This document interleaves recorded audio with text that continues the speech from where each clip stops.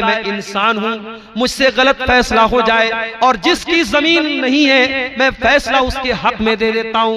अल्लाह के रसूल फरमाते अगर ऐसा हो जाए जिसकी जमीन नहीं है अगर उसके हक में मैंने फैसला कर दिया तो कान खोल करके सुन लो, फ़इन्नमा अक़तअु लहू क़ितअतम मिनन नार, मैं उसको जमीन का टुकड़ा नहीं दे रहा हूं, मैं जहन्नम की आग का टुकड़ा दे रहा हूं, जहन्नम की आग का टुकड़ा दे रहा हूं। इसलिए मेरे प्यारे साथियों, ये जमीन और जायदाद के मसले में किसी के ऊपर जुल्म न करना, किसी की जमीन पर नाजायज कब्जा न करना।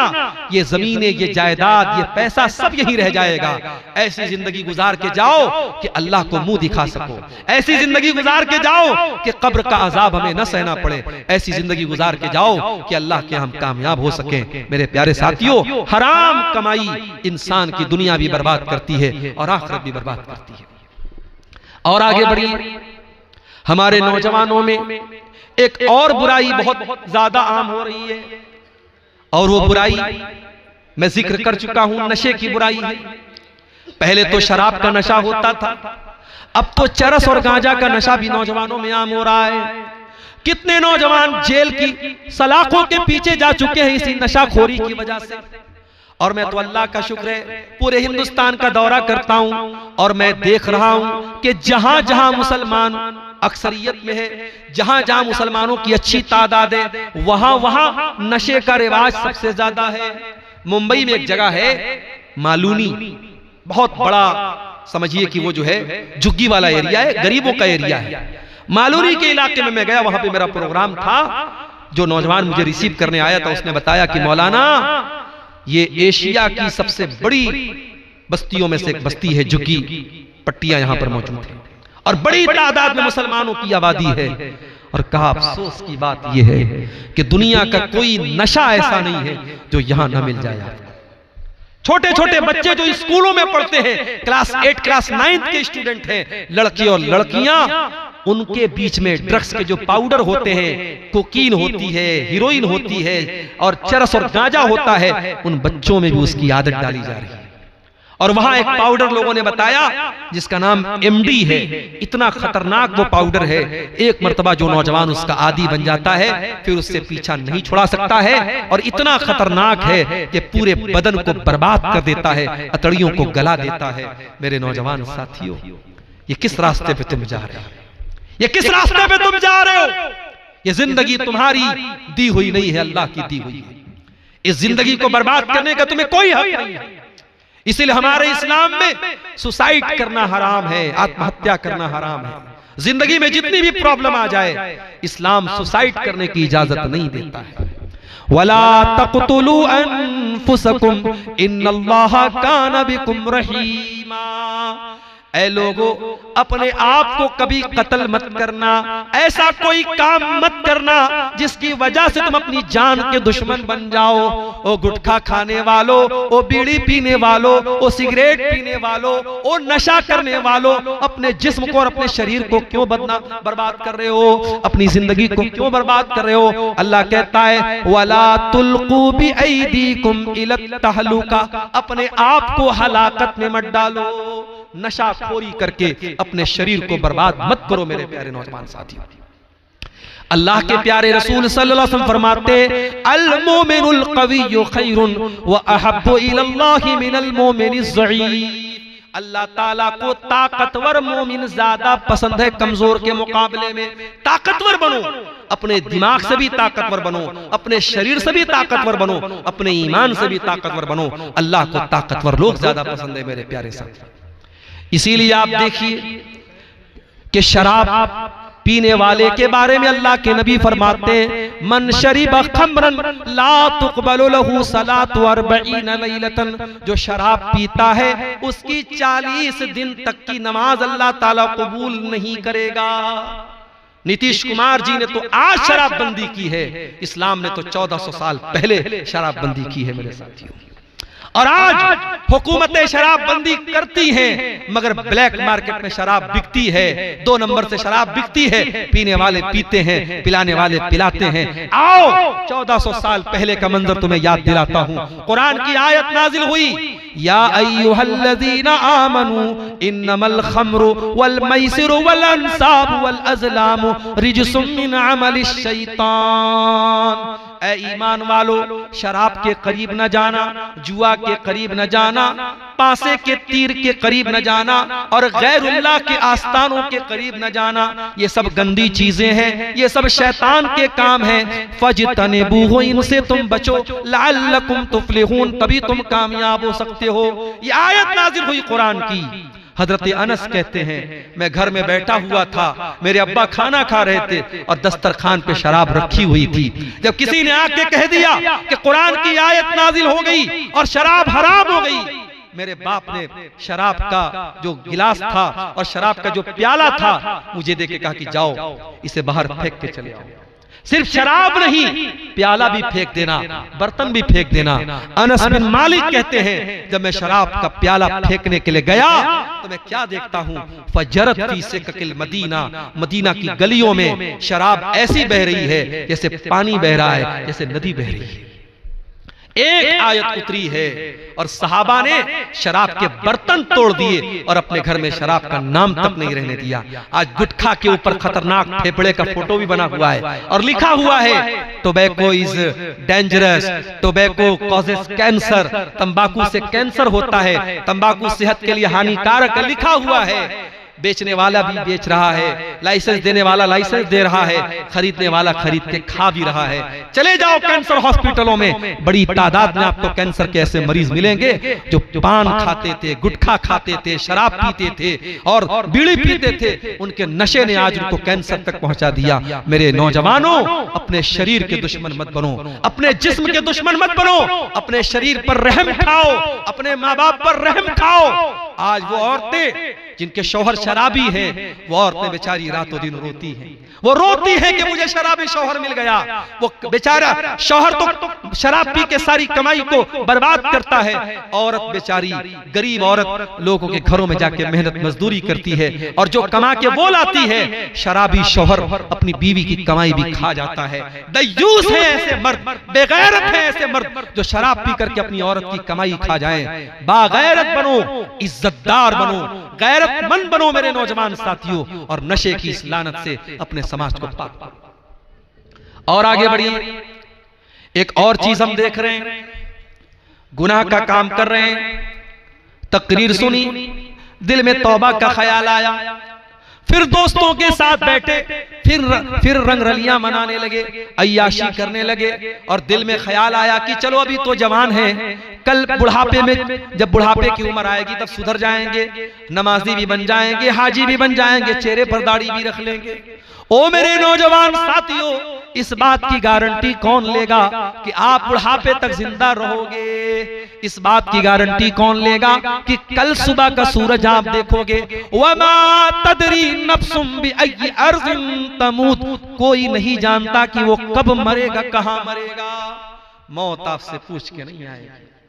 मौत को इस बात से कोई मतलब नहीं है आपके मरने के बाद आपकी फैमिली का क्या होगा, आपके बच्चों का क्या होगा। किसी के जाने से जिंदगी रुकती नहीं है मेरे प्यारे साथियों। पिछले महीने का वाकया है, अभी 15 दिन भी नहीं हुआ होगा। झारखंड के देवघर में मेरा प्रोग्राम था और तकरीर करके मैं लौट रहा था। आधा घंटे के बाद जिम्मेदारों का फोन आया, मौलाना आप तो चले गए, हमारे गांव में बहुत बड़ा हादसा हो गया। मैंने पूछा क्या हो गया भाई?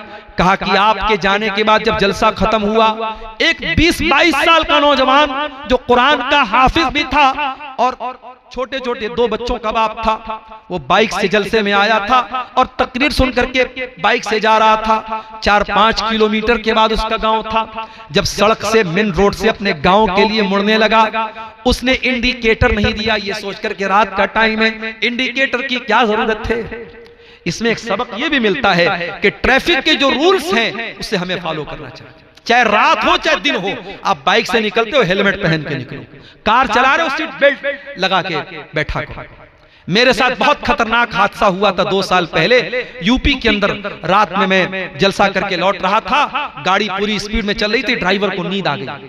ड्राइवर को नींद आ गई और गाड़ी को ले जाकर के उसने ट्रक में भिड़ा दिया। वो तो अल्लाह का शुक्र है, मेरी आदत है, मैं कार में बैठता हूं, हमेशा सीट बेल्ट लगा के बैठता हूं। सीट बेल्ट में लगाया हुआ था और उस कार में एयर बैग था। जैसे ही गाड़ी ट्रक में लड़ी है और एयर बैग निकला है, और उस एयर बैग की वजह से मैं बिल्कुल आगे ड्राइवर के बगल में बैठा हूं, लेकिन अल्लाह का शुक्र है कि मेरे चेहरे पर या मेरे शरीर में एक खरोंच भी नहीं आई। मेरे पीछे एक साहब गए थे, उनका सर गाड़ी के ऊपर टकराया, वो बेहोश हो गए। ड्राइवर का पैर बुरी तरीके से जख्मी हो गया। और गाड़ी की जो हालत थी, मैंने फोटो डाला था फेसबुक के ऊपर, जिन लोगों ने गाड़ी को देखा वो तो उनको तो यकीन ही नहीं आ रहा था कि गाड़ी में कोई बचा होगा। लेकिन एयर बैग की वजह से अल्लाह ताला ने मुझे बचाया और उसको एक जरिया बनाया अल्लाह ताला ने। वहीं से ये सबक मुझे मिला कि हमेशा जो गाड़ी के अंदर जो सेफ्टी की चीजें हैं, हमें हमेशा उनका ख्याल करना चाहिए। उस नौजवान ने गाड़ी को मोड़ा है गांव की तरफ, इंडिकेटर नहीं जलाया और पीछे से स्पीड से पिकअप आ रही थी। पिकअप ने ठोका है उसकी गाड़ी को और ऑन द स्पॉट वो लड़का इंतकाल कर जाता है।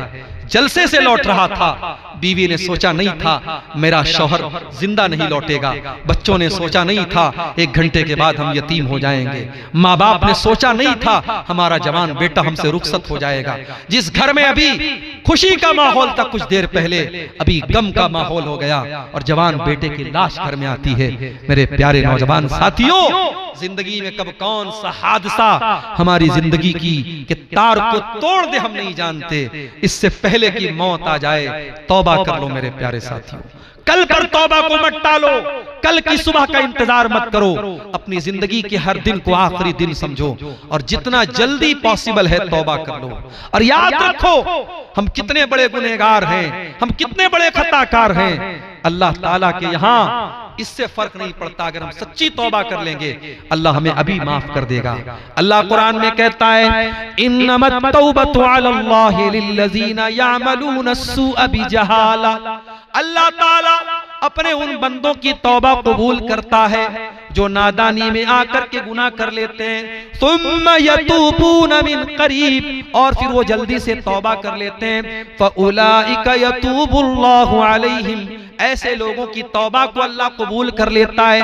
वकानल्लाहु अलीमन हकीमा, अल्लाह ताला सब जानने वाला हिकमत वाला है। वलैसतित तौबतु लिल्लज़ीना यअमलूना अस्सय्यिआत, अल्लाह ऐसे लोगों की तौबा कबूल नहीं करेगा जो गुनाह पर गुनाह करते चले जाते हैं। हत्ता इज़ा हज़र अहदहुमुल मौतु क़ाला इन्नी तुब्तुल आन, जब मौत का टाइम आता है तब इंसान कहता है कि ऐ अल्लाह मैं तौबा कर रहा हूं, लेकिन अब मौत को सामने देख करके तौबा करने से कोई फायदा नहीं है। इसलिए तौबा करो मेरे नौजवानों, इंतजार मत करो, ये जिंदगी दोबारा नहीं मिलेगी। जब आप अल्लाह को प्यारे हो जाएंगे, जब हमारी और आपकी मौत हो जाएगी, अल्लाह कुरान में कहता है हत्ता इज़ा जाअ अहदहुमुल मौतु क़ाला रब्बिरजिऊन, जब मौत आती है बंदा कहता है आए अल्लाह एक मौका तो दुनिया में और दे दे, एक मौका और दे दे, लअल्ली आमलु सालिहा, आए अल्लाह मैं वादा करता हूं मैं नेक अमल करूंगा, मैं तुझे राजी करने वाला अमल करूंगा, मैं कोई गलत काम नहीं करूंगा। कल्ला इन्नहा कलिमतुन हुवा क़ाइलुहा, अल्लाह फरमाता है मेरे बंदे तेरा ये अरमान कभी पूरा नहीं होगा, मरने के बाद अब दोबारा तुझे दुनिया में नहीं भेजा जाएगा। वमिन वराइहिम बरज़खुन इला यौम युबअसून, अब कयामत तक तुझे बरज़ख की जिंदगी गुजारना है, अब कब्र में रहना है और वहां अपने अमल के एतबार से तुझे जिंदगी गुजारना है। इसलिए मेरे नौजवान साथियों तौबा कर लो, तौबा में देर मत करो, तौबा में देर मत करो। यूसुफ अलैहिस्सलाम के भाइयों ने जब अपने भाई को कत्ल करने का प्लान बनाया तो क्या कहा, उक़्तुलू यूसुफा अव तुरहूहु अर्दन यख्लु लकुम वजहु अबीकुम व तकूनू मिन बादिही कौमन सालिहीन। कहा कि अपने भाई को कत्ल कर देते हैं, यूसुफ को कत्ल कर देते हैं या उसको कहीं छोड़ के चले आते हैं और बाद में हम नेक बन जाएंगे, दीनदार बन जाएंगे, बाद में तौबा कर लेंगे। बाद में तौबा करने का ख्याल शैतान डालता है। अभी तौबा करो, फौरन तौबा करो। अगर तौबा करने का ख्याल दिल में आता है तो देर मत करो मेरे प्यारे साथियों। वो आंखें जो अल्लाह के खौफ से रोने लगे, जिन आंखों से अल्लाह के खौफ से आंसू बहने लगे, वो आंखें बड़ी खुश नसीब हैं। अल्लाह के प्यारे नबी फरमाते हैं कि जिस आग से अल्लाह के खौफ से, जिस आंख से अल्लाह के खौफ से आंसू बहता है, वो आंख जहन्नम की आग में नहीं जलेगी, वो आंख जहन्नम की आग में नहीं जलेगी। और आगे बढ़िए मेरे साथियों, एक दो बातें बयान करके और बात खत्म करता हूं। आज हमारे नौजवानों के साथ एक प्रॉब्लम और भी है, और वो प्रॉब्लम क्या है? उलमा से हम दूर हो चुके हैं। हम उलमा से दूर हो चुके हैं। कुरान में अल्लाह कहता है कि हम किसी बस्ती को कब हलाक करते हैं, हम किसी बस्ती को कब हलाक करते हैं? इल्ला व अहलुहा मुस्लिहून, जब तक किसी बस्ती में इस्लाह करने वाले लोग हैं हम उस बस्ती को हलाक नहीं करते। ये उलमा, ये इस्लाह करने वाले, ये हलाल को हलाल बताने वाले, ये हराम को हराम बताने वाले बड़े कीमती लोग हैं। इनकी कदर करो मेरे प्यारे साथियों। उलमा से अपना ताल्लुक जोड़ो, उलमा से जुड़ करके रहो, और उलमा का मकाम कभी जाहिलों को न देना, उलमा का मकाम गैर उलमा को न देना। अल्लाह कुरान में कहता है कि इन्नमा यख्शल्लाह मिन इबादिहिल उलमा, मेरे बंदों में मुझसे वही डरते हैं जो उलमा होते हैं, जो हकीकत में इल्म वाले होते हैं। और अल्लाह के प्यारे नबी फरमाते हैं कि कयामत के पहले एक ऐसा दौर आएगा जब दुनिया से अल्लाह ताला इल्म को उठा लेगा, और जब इल्म को उठा लेगा तो जाहिलों को लोग अपना सरदार बना लेंगे और उनसे फतवे पूछेंगे। मेरे भाइयों, अब तकरीर हमारे आखिरी मोड़ पर है, और ये एक पर्ची हमारे पास आई है, इसमें 3 सवालात लिखे हैं। नवाकिज़े इस्लाम कितने हैं? देखिए, नवाकिज़े इस्लाम कई चीजें। अगर आप अल्लाह के साथ शिर्क करते हैं तो ये चीज भी इस्लाम को तोड़ने वाली, इस्लाम को खत्म करने वाली। अगर कोई इंसान कुफ्र करता है, कोई ऐसा काम करता है जो ईमान का अपोजिट है, ईमान का उल्टा है, तो वो चीज भी इंसान को इस्लाम से खारिज कर देती है। तो उलमा ने बाकायदा इस टॉपिक पर किताबें लिखी हैं, आप उन किताबों का मुताला कर लें। कई चीजें हैं, मुख्तसर में आप ये समझिए कि जिस चीज से ईमान और इस्लाम मिट जाता है, खत्म हो जाता है, और कुरान और हदीस में उनको जिक्र किया गया है, वो चीजें नवाकिज़े इस्लाम है। दूसरा सवाल है वाजिबातुस सलात कितने हैं और अरकानुस सलात कितने हैं? ये भी मौजू तफसील चाहता है। नमाज के अंदर वो तमाम चीजें जिनके बारे में कुरान और हदीस में कहा गया कि इनके बगैर नमाज नहीं होती, वो नमाज के अंदर वाजिब है, और उसमें से बात चीजें ऐसी है जो नमाज का रुक्न है। जैसे सूरह फातिहा पढ़ना, ये नमाज का रुक्न है। अगर आप खड़े होकर के नमाज पढ़ सकते हैं तो खड़ा होना ये भी नमाज का रुक्न है। नमाज में रुकू करना ये नमाज का रुक्न है। नमाज में सजदा करना ये नमाज में रुक्न है। नमाज में आखिरी तशहुद में बैठना ये नमाज का रुक्न है। अस्सलाम वालेकुम कह करके नमाज खत्म करना ये नमाज का रुक्न है। अल्लाहु अकबर कह करके नमाज को शुरू करना ये नमाज का रुक्न है। तो नमाज में बहुत सारी चीजें ऐसी हैं जो रुक्न की हैसियत रखती हैं, कंपलसरी है, जरूरी है, और कुछ चीजें ऐसी हैं जो नमाज में सुन्नत है, मुस्तहब है। उनको अगर हम नहीं करेंगे नमाज तो हो जाएगी, मगर वो नमाज मुकम्मल नमाज नहीं होगी, सुन्नत के खिलाफ नमाज होगी। इसलिए बेहतर ये है, अफजल ये है कि हम प्यारे रसूल के तरीके पर नमाज पढ़ें। सल्लु कमा रअयतुमूनी उसल्ली, अल्लाह के प्यारे नबी ने फरमाया नमाज वैसे पढ़ो जैसे मुझे पढ़ते हुए देखते हो। नबी की नमाज का तरीका आज हदीस की किताबों में मौजूद है। आप उलमा से पूछ लें, कोई अच्छी किताब का मुताला कर लें और नमाज का पूरा तरीका सीख करके उस तरीके पर आप नमाज पढ़ें। फिर आपको ये सवाल पूछने की जरूरत नहीं पड़ेगी अरकानुस सलात क्या है, वाजिबातुस सलात क्या है। बस नबी की जो नमाज का तरीका है उस तरीके को हम फॉलो कर लें। तो मेरे नौजवान साथियों, आपके ताल्लुक से ये चंद बातें मैंने रखी है। अब आखिरी बात, और मैं चाहूंगा कि इस बात के बयान करने के बाद हमारे वो भाई जिन्होंने अब तक कुलियतुल फारूक में इस प्रोग्राम में आए हैं और उन्होंने ताउन नहीं किया है, इंशाअल्लाह अगर वो मुझसे मोहब्बत करते हैं और कुरान और हदीस से मोहब्बत करते हैं, वो यहाँ आएंगे और इस इदारे का ताउन करके इंशाअल्लाह जाएंगे। आखिरी बात बयान करके बात खत्म कर रहा हूं। मैंने बीमारी तो बता दी, इलाज क्या है? नौजवानों के अंदर ये बुराई, ये बुराई, ये बुराई मैंने बता दिया। इलाज क्या है? आइए मुख्तसर में इलाज समझ लीजिए। पहला इलाज ये है कि अगर हम इन बुराइयों पर कंट्रोल पाना चाहते हैं हम अपना ईमान मजबूत करें, अल्लाह से लौ लगाएं, अल्लाह से ताल्लुक जोड़ें। जब अल्लाह की मदद हमारे साथ होगी, जमाने की तमाम बुराइयां हमारे करीब नहीं आएंगी। जब तक अल्लाह हमसे राजी नहीं होगा, हम बुराई से नहीं बच सकते। इसलिए हम अल्लाह को राजी करने की कोशिश करें। बुरी संगत से बचें। नौजवान लड़कों से भी कहता हूं, नौजवान बहनों से भी कहता हूं कि किन लड़कियों के साथ तुम उठती बैठती हो, किन लड़कों के साथ उठते बैठते हो, इस बात का ख्याल करो। दड़ी मुंडों के साथ उठोगे बैठोगे, नशाखोरों के साथ उठोगे बैठोगे, हरामखोरों के साथ उठोगे बैठोगे, उनका अखलाक तुम्हारे अंदर पैदा हो जाएगा। मेरी बहनों, बेहया लड़कियों से तुम्हारी दोस्ती होगी, फाहिशा लड़कियों से तुम्हारी दोस्ती होगी, उनका अखलाक और कैरेक्टर तुम्हारे अंदर भी पैदा होगा। संगत अच्छी बनाओ, कूनू मास सादिकीन, अच्छे लोगों के साथ रहो।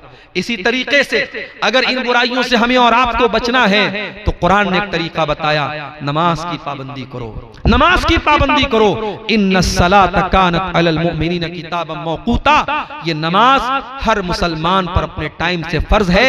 इन्नस्सलात तन्हा अनिल फहशाई वल मुनकर, और ये नमाज बेहयाई और बुराई से रोकने वाली है। इन बुराइयों से बचना है तो हम नमाज की पाबंदी करें, इंशाअल्लाह बहुत सी बुराइयों से हम कंट्रोल उनके ऊपर हम पालेंगे।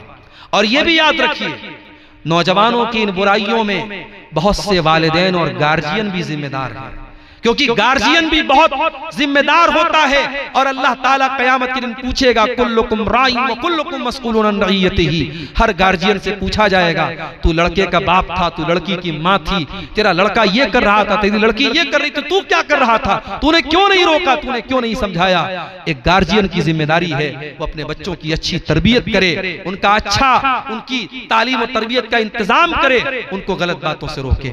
इसी तरीके से मेरे अजीजों, मेरे भाइयों, अगर आप इन बुराइयों से बचना चाहते हैं, उलमा की मजालिस से आप जुड़े, इस तरीके के दीनी प्रोग्रामों में आप जाएं। और माफ कीजिए, सिर्फ इंटरटेनमेंट करना, घूमना फिरना और जलसे में जाके वहां गोश्त खा के चले आना, ये नहीं होना चाहिए। आप जलसों में जाएं, प्रोग्रामों में जाएं तो जिम्मेदारी के साथ बैठ के उलमा के बयान को सुने, और एक कान से सुन के दूसरे कान से उड़ा न दें, बल्कि उस पर अमल करने की कोशिश करें। आज मैं कहीं जाता हूं, हमारे नौजवान कहते मौलाना एक फोटो लेना चाहता हूं, एक सेल्फी लेना चाहता हूं। बड़ा शौक है सेल्फी लेने का, मगर उन्हीं नौजवानों में मैं ऐसे नौजवानों को भी देखता हूं, नौजवान हैं और चेहरे पे दाढ़ी नहीं है, नौजवान हैं और मुंह में गुटखा रखे हुए हैं, नौजवान हैं, नमाज की पाबंदी नहीं है। मेरे नौजवानों, उलमा के साथ सेल्फी लेना ये कोई बड़ी बात और कमाल की बात नहीं है। बड़ी बात यह है कि अगर आप उलमा से मोहब्बत करते हैं तो उनकी बातों पर अमल भी करें। वो जो सही बातें और हक बातें आपको बता रहे हैं, उन बातों को आप फॉलो करें। अल्लाह से दुआ है, रब्बुल आलमीन हमारे नौजवानों की इस्लाह फरमा दे, रब्बुल आलमीन हमारे नौजवानों को हर बुराई और हर गंदगी से अल्लाह ताला उनकी हिफाजत करे। आइए, रात का ये आखिरी वक्त है, परवरदिगार आलम से हम दुआ करें, रब्बुल आलमीन हम गुनहगार बंदे, खताकार बंदे हैं। इस पिंडाल के नीचे आज जामियतुल फारूक अल इस्लामिया, कुल्लियतुल फारूक अल इस्लामिया के हम दावत पर आए हैं। ऐ अल्लाह, हमारी इस हाजिरी को तू कबूल फरमा।